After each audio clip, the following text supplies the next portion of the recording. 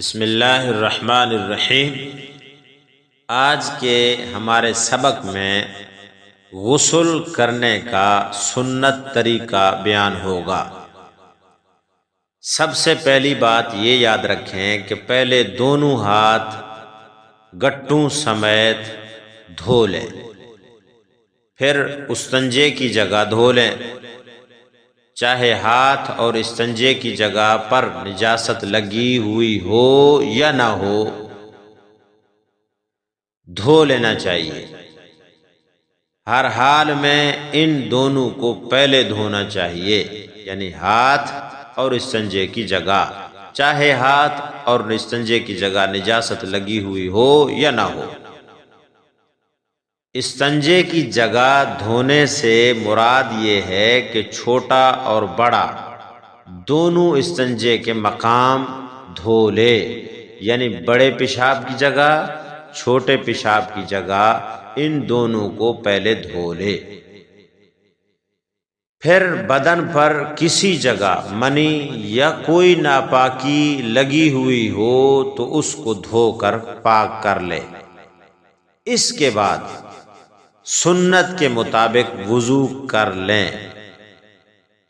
اگر پانی قدموں میں جمع ہو رہا ہو تو پھر پیر نہ دھوئے، یعنی پورا وضو کرے، پاؤں نہ دھوئے، کیونکہ پاؤں کی جگہ پانی جمع ہو رہا ہے۔ وضو کے بعد 3 مرتبہ سر پر پانی ڈالیے۔ اتنا پانی ڈالیں کہ سر سے پاؤں تک سارے بدن پر پانی بہہ جائے، اور بدن کو ہاتھ سے ملیے، خوب اچھی طرح ملیں تاکہ بدن کا کوئی حصہ خشک نہ رہنے پائے۔ اگر بال برابر بھی خشک جگہ رہ گئی تو غسل نہیں ہوگا۔ اس کے علاوہ سارے بدن پر پانی اچھی طرح بہا لیں، پھر وہاں سے ہٹ کر پاک جگہ پر آ کر پاؤں بھی دھو لیں، کیونکہ اس وقت تک پاؤں پانی میں ڈوبے ہوئے تھے۔ جب آپ نے غسل پورا کر لیا، اب ایک طرف ہو کر پاؤں بھی دھو لیں۔ اب دوبارہ وضو کرنے کی ضرورت نہیں ہے۔ اگر آپ نے اس طرح غسل کر لیا، اب آپ کو دوبارہ غسل کرنے کی بعد وضو کرنے کی ضرورت نہیں ہے، آپ کا وضو بھی ہو گیا۔ فائدے کی ایک بات یہ بھی یاد رکھیں، غسل کرنے کے بعد بدن کو کپڑے سے یا تولیے سے خشک کرنا اور نہ کرنا، یہ دونوں ثابت ہے۔ لہذا اگر آپ خشک کرنا چاہیں تو خشک کر لیں، اور اگر خشک نہ کرنا چاہیں تو نہ کریں، دونوں باتیں صحیح ہیں۔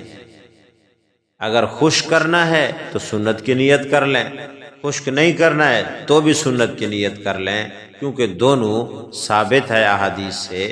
جو طریقہ آپ اختیار کرنا چاہیں کر لیں۔ یہ تھا غسل کا سنت طریقہ۔ غسل میں 3 چیزیں فرض ہیں، ان کا بھی خاص خیال رکھنا چاہیے، کیونکہ اگر وہ فرض پورے نہ ہوئے تو آدمی کا غسل نہیں ہوگا۔ لہذا فرائض کا علم جاننا ضروری ہے۔ غسل میں 3 چیزیں فرض ہیں۔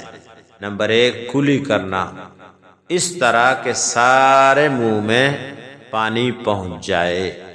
نمبر 2، ناک میں پانی ڈالنا، جہاں تک ناک کا نرم حصہ ہے وہاں تک پانی ڈالنا۔ نمبر 3، سارے بدن پر پانی پہنچانا۔ یہ 3 فرض ہیں۔ ان 3 فرضوں کا خیال کر کے ذکر کردہ پہلے والی سنت کے مطابق غسل کر لیں۔ جب آپ نے غسل کر لیا ہے، اب اس کے بعد آپ اسی غسل سے آپ نماز بھی پڑھ سکتے ہیں، اور آپ ذکر اذکار تلاوت بھی کر سکتے ہیں، نوافل اور فرائض بھی ادا کر سکتے ہیں۔